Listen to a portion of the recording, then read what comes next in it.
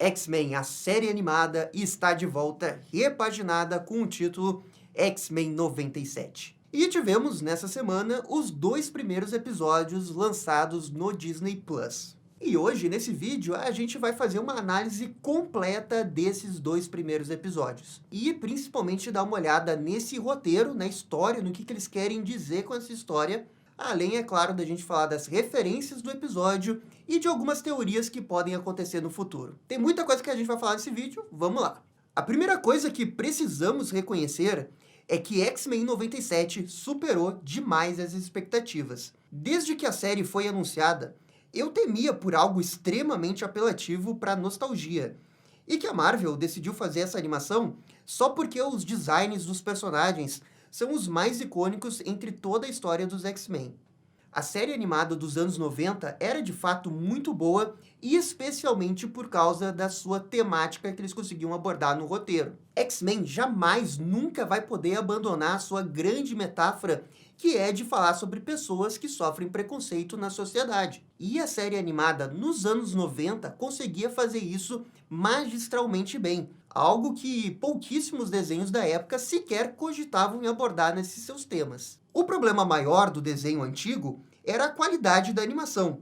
Embora os designs fossem icônicos, os produtores tinham enormes dificuldades de acertar os estúdios de serviço para animá-la. E isso resultava em episódios com qualidade abaixo da média, até mesmo para os padrões da época. Mas com a volta do desenho, agora com X-Men 97, muitas pessoas começaram a dar mais uma chance para a série animada dos X-Men, seja pela nostalgia ou seja pelo interesse de saber mais sobre o X-Men. E o X-Men 97 realmente começa de onde a última temporada parou. Logo de cara, nos sentimos em casa.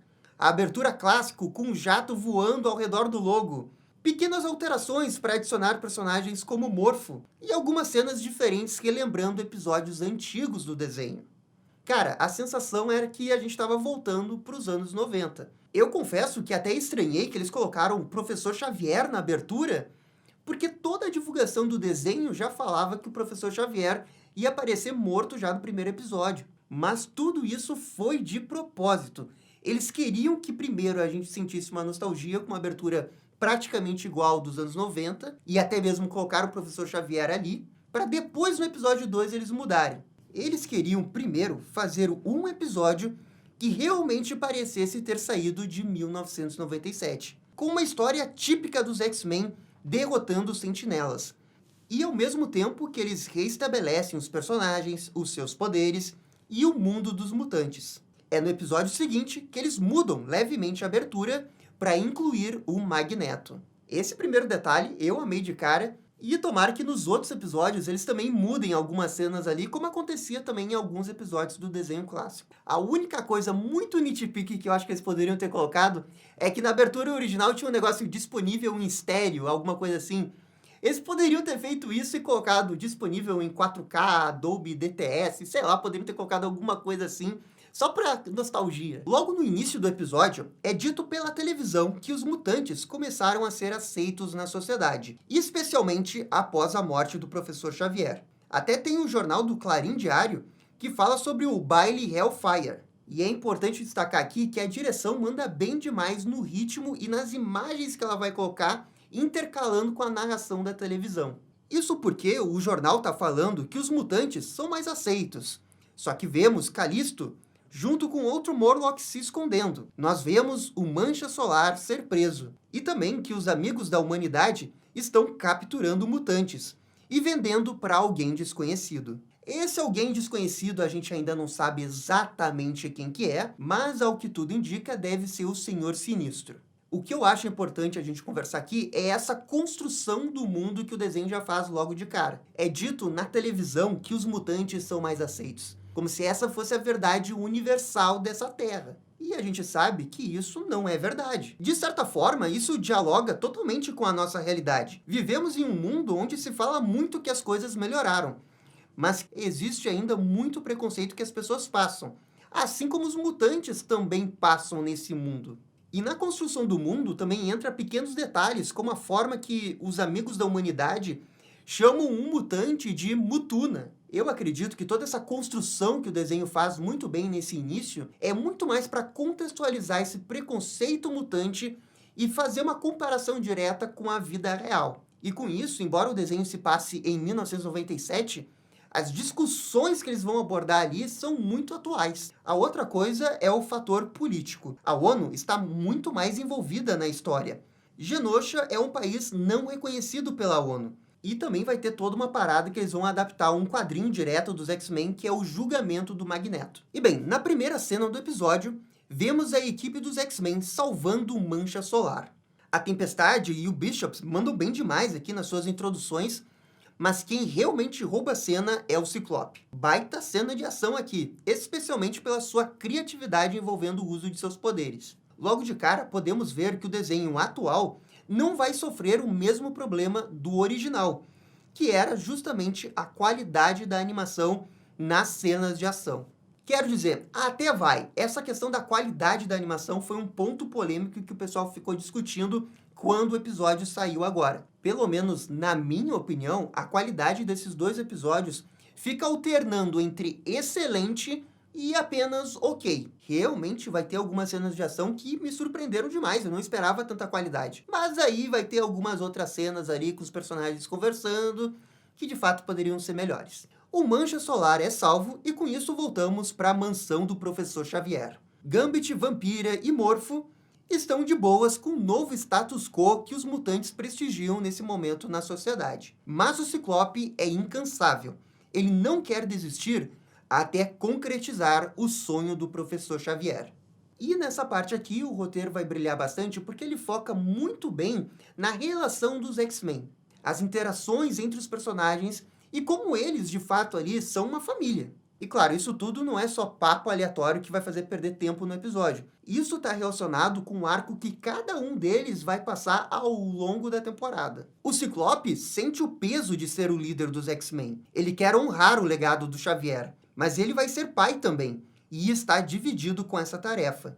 A Jean sente que ser uma X-Men afeta a chance de seu bebê crescer feliz. O Gambit, nesse momento, só quer ficar com a Vampira, e a Vampira sente falta de um contato físico por causa de seus poderes. Aqui é aquela velha dinâmica que a gente tem entre os dois. Só que eles vão aprofundar um pouco mais isso com a Vampira depois que o Magneto chegar. E é até por isso que a Vampira se força a aproveitar a nova realidade dos mutantes, mesmo que ela, no fundo, se sinta solitária com tudo isso. Ninguém questiona o quanto que a temática dos X-Men é importante para a própria identidade dos X-Men. Mas a gente não pode esquecer que o que faz essa série perdurar por tanto tempo são os personagens. São essas duas coisas, a temática e os personagens, e como que uma afeta a outra, que acaba construindo a própria identidade dos X-Men. E o que faz uma história ser realmente boa dos X-Men é quando eles conseguem aliar essas duas coisas. E nesse ponto, o roteiro, ao focar nos personagens, ao focar no Ciclope, o dilema que ele está tendo, o arco que ele está tendo, eles começam a fazer isso já no primeiro e no segundo episódio. E isso tudo foi executado de uma forma totalmente orgânica, muito bem feita,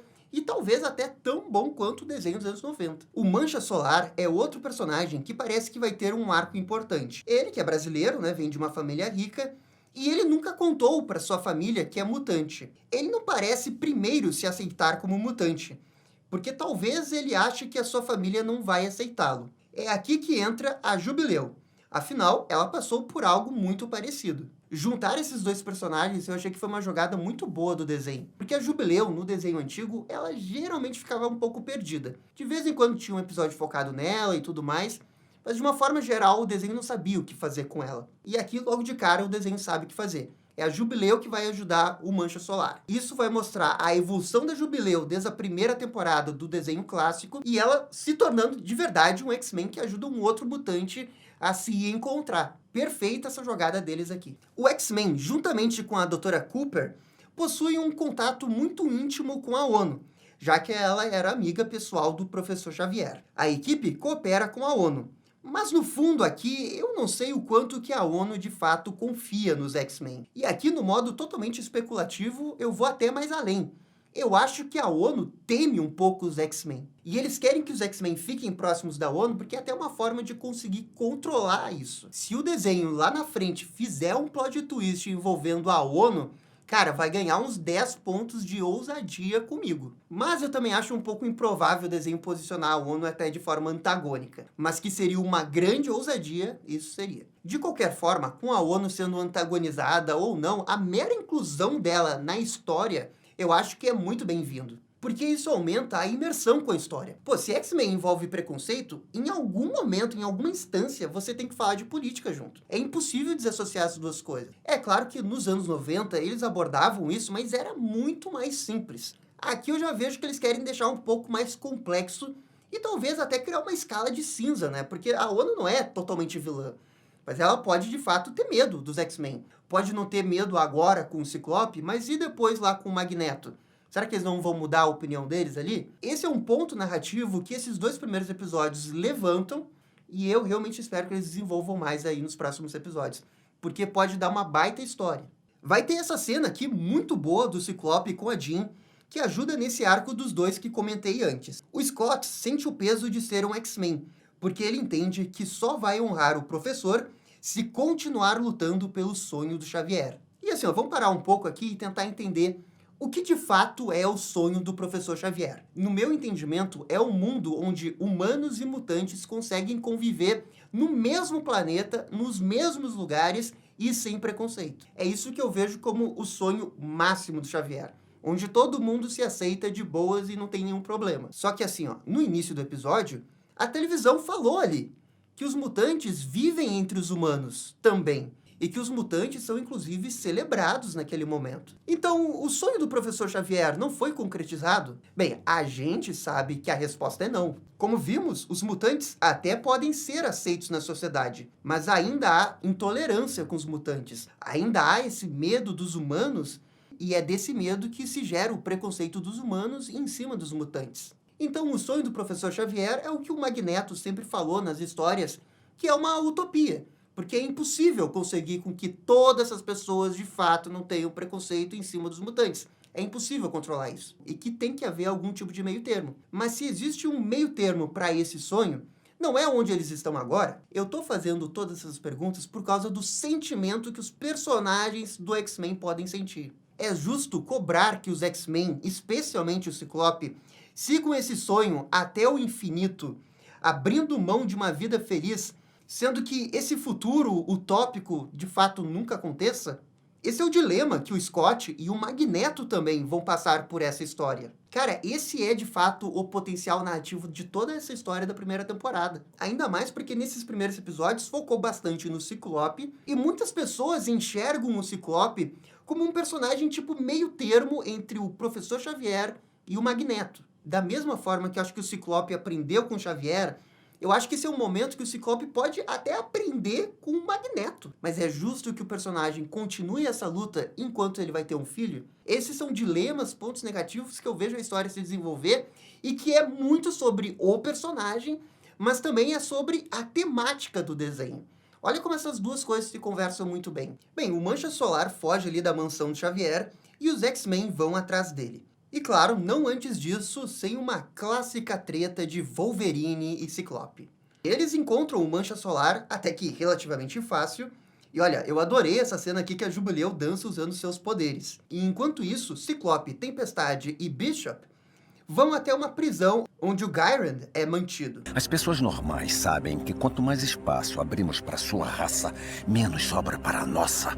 Esse diálogo aqui, ele tem camadas. É um diálogo que conversa muito com a nossa realidade. De novo, é o desenho pegando o tema preconceito e trazendo, né, para a atualidade. O Gairan é uma pessoa preconceituosa que odeia mutante e que não tem nenhum tipo de traço de redenção. O personagem dele sequer é realmente importante para a história. Mas o que importa aqui é o sentimento que ele tem, que assusta demais, de que os mutantes podem até serem aceitos pela sociedade, mas vai ter sempre aquelas pessoas preconceituosas e ainda mais aquelas pessoas em nível de poder que têm preconceito. Isso bate de frente com o sonho do professor Xavier, que é o sonho do Ciclope. E é aqui que o desenho já começa a plantar sementinhas para fazer um arco, né, do país dos mutantes, seja Genosha ou talvez no futuro Krakoa, mas a discussão tá aqui, a raiz dela tá aqui. Porque o ponto todo do arco de Krakoa É o professor Xavier entendendo que, ok, a minha utopia não existe, vou abrir um meio termo aqui com vocês. Bem, continuando, a Jean lê a mente do Gideon e tem uma visão estranha que pode indicar um futuro apocalíptico envolvendo sentinelas. E essa cena aqui é maravilhosa, talvez a melhor cena do primeiro episódio. E principalmente pela qualidade da animação, isso é pra quem tá falando mal da animação. Vai ver esse clipe aqui de novo pra ver se a qualidade da animação tá ruim. Ou não tá não, hein? A música é boa, mas eu acho que o grande mérito vem da direção, porque ele consegue fazer essa visão e você temer essa visão. Você não sabe exatamente o que essa visão quer dizer. A visão pode estar se referindo apenas a essa questão das sentinelas, que eles vão resolver no final do episódio. Mas realmente fica parecendo muito mais, até porque a gente vê o bebê da Jean ali. É uma visão misturada com o medo da própria Jean. E o fato de eu não entender completamente o que a visão tá querendo dizer é o mérito da própria visão, sabe? Você nunca pode entender completamente o que uma visão quer dizer. Toda boa visão tem uma dose de mistério, sabe? E é isso que eles querem passar aqui. Com a informação da Jean, os mutantes vão até o deserto do Saara para acabar com um campo de sentinelas e prender o Trask, o criador das sentinelas. E em termos narrativos, pouca coisa vai acontecer aqui. Só que também é nesse momento que o desenho aciona um modo assim de super animação, porque vai ter um monte de cena foda de ação. E é por causa dessas cenas que eu realmente não consigo entender as críticas que o desenho sofreu quanto à qualidade dela. É quase como se as pessoas realmente não tivessem assistido o desenho e só assistiram uma cena, que é ali o clipe da Jean conversando com a Tempestade, que é um pouco mais travado mesmo, do Mancha Solar conversando com o Fera, que ali é também um pouco travado, mas não viram essas cenas, assim, cara, que são, na minha opinião, as mais importantes. Essa parte aqui que o jato é destruído e os X-Men vão ajudando cada um como uma equipe que realmente está em sintonia, e depois o Ciclope usando um Optic Blast gigante no chão para cair inteiro, e depois falando: "A mim, meus X-Men." Cara, arrepiou demais. Baita cena, baita cena. Eles chegam até as sentinelas, e tem uma luta que coloca no chinelo todas as cenas de ação do desenho original, tanto pela criatividade quanto pela animação. E claro que vai ter a música tema. E quando as sentinelas falam nível de ameaça mutante ômega detectado, pô, aí arrepia, é a Tempestade, arrepia. Os X-Men, graças à Tempestade, derrotam facilmente as sentinelas. E com isso, as Nações Unidas chegam ali e prendem Bolivar Trask.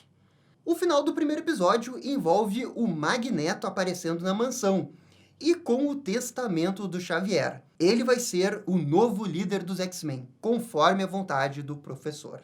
Tudo pelo que ele lutou agora pertencem a mim, meus X-Men. Aqui o roteirista tava on fire, que eles mandaram bem aqui. Agora, eu acho interessante, ninguém leu o testamento do professor Xavier. Tava ali parado na mansão, ninguém sabia que existia. Nem o Fera quis ler o testamento do professor Xavier. É que eles ficam tão surpresos, sabe? Enfim, de qualquer jeito, isso é algo que eles tiraram das HQs. E é justamente na HQ do julgamento do Magneto. O desenho vai adaptar essas duas coisas, mas à sua maneira. E isso é outra bola dentro que o roteiro faz. E é aqui que termina o primeiro episódio do X-Men 97. E eu já vou dar a nota desse primeiro episódio. Pra mim é nota 8,5. Achei realmente um episódio muito bom. O episódio 2 começa estabelecendo o novo Magneto com um novo uniforme e ajudando humanos. A televisão repercute isso. Afinal, ele era considerado um terrorista. Na mansão, o Magneto diz que irá seguir o sonho do professor. Ele vai dar uma chance para isso. E claro, né, que os X-Men ficam um pouco desconfiados, afinal de contas, é o Magneto, né? A Tempestade tem um ótimo diálogo sobre confiança, e o fato é que o Magneto precisará provar ela. É legal ver que essa decisão do Xavier afeta também o Ciclope, que parece até um pouco decepcionado com a escolha do professor. Tem uma outra cena no quartel-general da ONU que a gente vê que todo mundo não tá com uma cara muito feliz, inclusive da Dra. Cooper. A parte política desse episódio 2 é o que vai fazer esse episódio 2 ser excelente. É bem verdade que não tão boa quanto a HQ original que eles se basearam, mas ainda assim muito boa. O Magneto salva os Morlocks dos esgotos de Nova York e os levam para Genosha, a nação mutante que não é reconhecida pela ONU. O Magneto, inclusive, fala que ficou estarrecido que os X-Men nunca fizeram algo parecido, porque os Morlocks morarem nos esgotos de Nova York é algo muito perigoso para eles mesmos. Então, essa é um pouco das mudanças que o Magneto quer propor. Ele vai seguir o sonho do Professor Xavier, mas algumas coisas ele vai mudar no meio do caminho. E convenhamos que o Magneto tem total razão. Os Morlocks lá, vivendo no esgoto, estavam numa situação miserável que eles poderiam simplesmente levar pra Genosha, que eles iam ficar de boas lá. Não sei, eu acho que talvez realmente fosse a decisão certa que o Magneto tomou. O ponto é que o Magneto é um excelente discursador. E dessa vez, ele realmente parece sincero com a sua motivação de seguir o sonho do Xavier.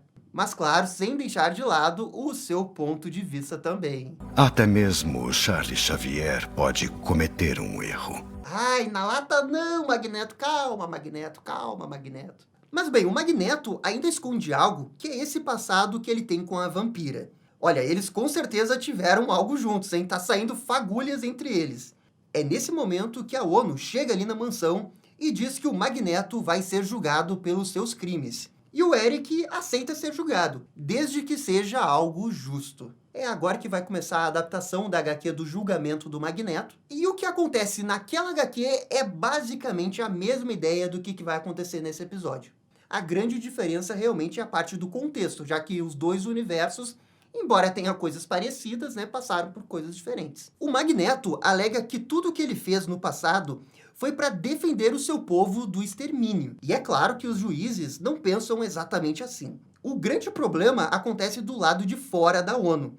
O clima tá bem quente com muitos protestos. E o Magneto solta mais uma pedrada aqui, hein? Vocês seguem as regras e mesmo assim eles os atacam. Toda essa parte do julgamento é bem legal e tem alguns diálogos bem interessantes. Só que eu também sinto que eles deixaram o julgamento um pouco rushado demais. Talvez eles tenham pensado que o julgamento só de pessoas estarem falando ali fosse muito chato, mas eu não sei, eu acho muito legal esse tipo de julgamento numa história fictícia como essa, sem falar que é o julgamento do Magneto. E quando eu comparo que na HQ acaba sendo melhor, é justamente com isso, eles dão mais tempo pro julgamento acontecer, e na HQ eles não têm medo de citar algumas coisas que aconteceram no passado. E são esses pequenos detalhezinhos que eu acho que impede que essa adaptação acabe sendo tão legal quanto a original, porque a original tem mais peso dramático. É claro que é muito difícil de comparar, porque a gente tá falando de uma HQ do Chris Claremont, né? É difícil de comparar. É, na verdade, uma injustiça que eu tô fazendo aqui, né? Comparar com um dos maiores roteiristas que já teve numa HQ de super-herói. Mas, né, fazer o quê? Eles estão adaptando a história, eu tô comparando. E como eu disse, não é que o julgamento não é interessante, não é bem feito, é uma boa adaptação. Mas eles poderiam ter ido um pouquinho mais aqui, sabe? Bem, os protestos vão sair do controle e os X-Men vão trabalhar ali pra controlar ele. Eu adorei esse detalhe aqui do Fera usando esse equipamento que ele usou lá no episódio contra o Apocalipse. Enquanto isso, Jean Grey e Logan vão até o hospital porque tá na hora do parto da Jean. Eu não sei quem teve a ideia de fazer o Wolverine levar a Jean Grey pro parto do filho dela com o Ciclope. Mas essa pessoa é gênio. Essa pessoa é gênio. Foi demais. É aqui que vai aparecer esse personagem, o X-Executor, que é aquele cara com cicatriz que tinha aparecido antes como membro dos Amigos da Humanidade. Ele odeia mutantes e se esconde atrás desse discurso covarde sobre vitimização dos mutantes. E por causa do trabalho da Jean, os X-Men se separam e deixam os protestos e o vilão aos cuidados da Tempestade e do Magneto. O que, a princípio, é uma ótima ideia. Magneto e Tempestade são dois dos mutantes mais poderosos que deve ter nesse universo dos X-Men. Mas o problema é que esse X-Executor tem um rifle bem poderoso e acaba acertando a Tempestade, que fica sem os seus poderes. A verdade é que ele queria acertar o Magneto, só que acertou a Tempestade porque ela salvou o Eric no último segundo. E olha, é bem nesse momento que a Tempestade perde os seus poderes que o desenho ele entra num modo de excelência. Excelência no roteiro, excelência na música, excelência na qualidade da animação. E tô falando sério, hein? A Tempestade chora ao ver que tá sem os seus poderes. E o Magneto esfrega na cara dos julgadores da ONU que é isso que os mutantes ganham quando jogam pelas regras dos humanos. Vejam a recompensa deles. O que temos que fazer para sermos bons o suficiente? E isso vai totalmente de acordo com o que eu falei antes. Qual que é o limite do sonho do Professor Xavier? Quando que é o bastante parar de lutar por um sonho utópico e lutar por algo que realmente vai fazer a diferença? Porque a Tempestade, ela acredita no sonho do Professor Xavier. Ela faria tudo pelo sonho. E olha o que custou para ela. Perder parte da identidade dela. Eu sei que tudo isso é ficção, mas o ponto é a alegoria e o quanto que isso se encaixa na realidade. O Magneto não aceita isso.